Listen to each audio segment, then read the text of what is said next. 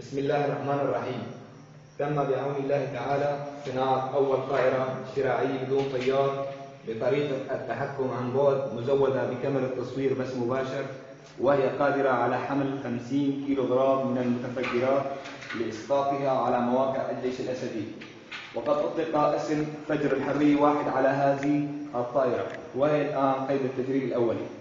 والآن نستمع إلى شرح موجز عن هذه الطائرة من الأخ السائق قاسم محمد المصري المشرف العام لصناعة هذه الطائرة، وقد ساعده في صناعتها السائق طالب حبابي.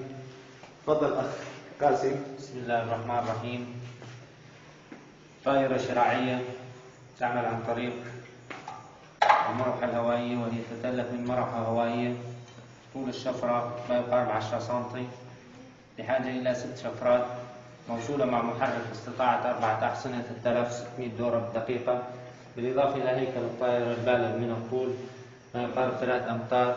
دفة التوجيه العاملة عن طريق أجهزة التحكم عن بعد، الجناح ويبلغ طوله ما يقارب 3 أمتار. الطائرة المحرك يعمل على البنزين. تمت صناعة هذه الطائرة من قبل سرية الشهيد محمد ويس التابعة لكتائب صقور الغار. والآن نشاهد تجريد الأولي للطائرة. تفضل أخ.